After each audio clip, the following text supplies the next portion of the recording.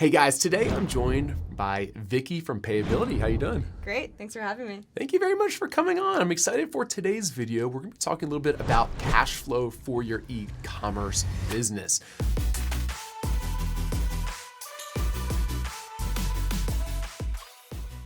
Let's start off by telling everyone a little bit more about yourself and about Payability.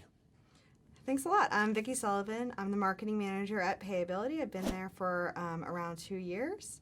And Payability is a financing company exclusively for Amazon and e-commerce sellers. What makes us unique is that approval is based on account health and sales performance, not credit. So we never check your credit, ask for bank statements or anything like that, and we approve you for financing in 24 hours. As a lot of you might already know, we provide daily payments and capital advances based on your sales. And to date, in the last 2 years, we have advanced over $1.5 billion, that's billion with a B, to e-commerce sellers like you. You know, I think a lot of people, especially like younger entrepreneurs, they kind of think about, I'll kind of purchase more inventory once I kind of like get the cash. And maybe you could give them a little bit of your thinking about kind of like the high cost of kind of like missed opportunities in e-commerce. Sure. I mean, as you probably have seen in e-commerce, that it's highly competitive, especially on Amazon. Mm-hmm. So, you're missing out on opportunities to buy inventory or to sell as much inventory as you can possibly sell. You're not scaling your business, and you're missing out on opportunities to make money and invest in other products as well.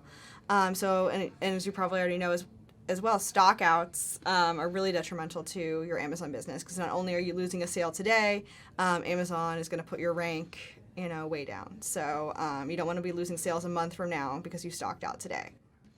And like before companies like Payability came around, what were like common ways that these e-commerce businesses or small businesses would lend money or like get essentially cash advances to purchase inventory?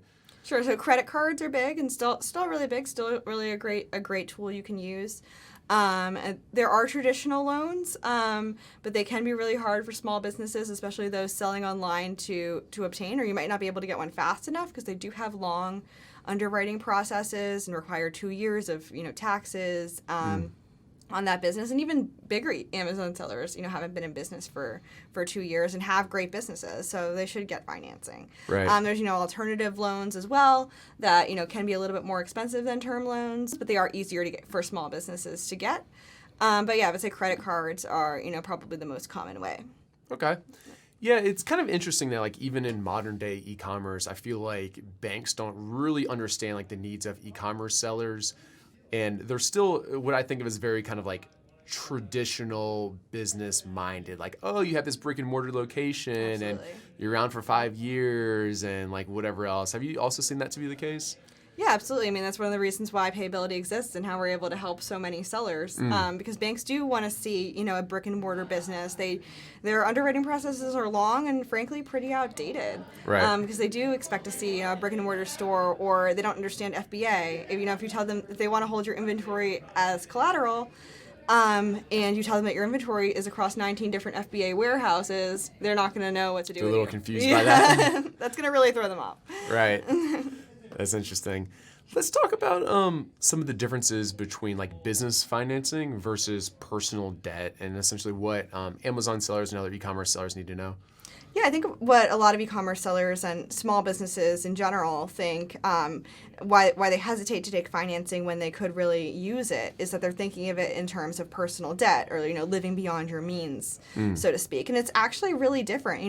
With personal debt, if you're living beyond your means, yes, you stand to lose money, and you probably will. But with business financing and lending, it's you stand to make money. If you're using it responsibly and you're investing in a product that works, this is a tool you can use to grow. It's not, it shouldn't feel like an expense. It should feel like an asset. And that's how we position ourselves, and what we want to do for sellers. We want to be an asset to them. Yeah, I think when I was like just getting started, I thought about, or like the idea of like lending money to help my business grow was like pretty scary to me. And I think that was because like I came from just like growing up in a household where it's like, oh, like debt's really bad. And I think I just like always associated with that as like kind of like the same thing as personal debt.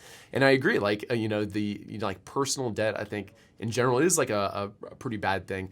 But when you think about like business financing and having that as like a tool in your toolbox to help you grow and to order more inventory, it's really just kind of like a whole different ballgame, right? Especially if you're investing in a product that's selling and you're avoiding a stock out and you're scaling your business. So yeah, you just think of it differently.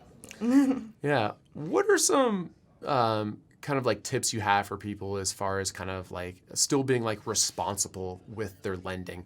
Like if they're essentially getting a loan more or less, for their business, what are some things that you feel like are kind of like responsible means to like spend that money on versus areas that would be more irresponsible?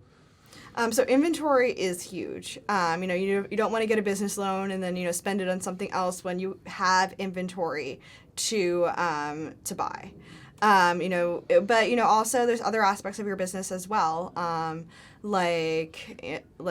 paying for shipping if you get a massive order and you want to cover that order, but you may have the inventory, but you don't have the money in the bank to pay for shipping or shipping materials. That's a big thing as well. You don't want to miss out on that opportunity, so that would also be a good time to take out financing. Again, like if it feels like an asset to you and like something you can use to grow your business, that's the time to take out financing. Small plug here, but at Payability, we also do provide daily payments, which isn't debt. It's just getting paid for your own money faster. So a lot of sellers go with that because they may not be comfortable taking out a loan, but they can grow their business by getting paid every day and getting access to their own money sooner. So if you are somebody who really thinks you can use money more often to grow your business, but don't want to take on a lot of debt because it's not comfortable to you, maybe a factoring solution, like our daily payments product will work for you.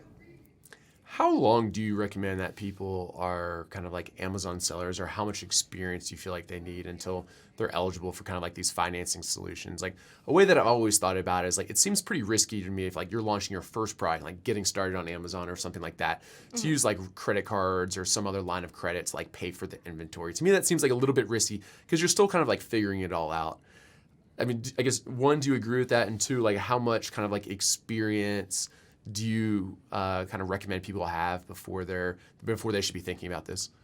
Sure. Yeah. At Payability, we personally don't work with people to, launch their first product or start on Amazon. You do need around 90 days of sales history. But I would say, if it really depends on your comfort level and, other access to financing.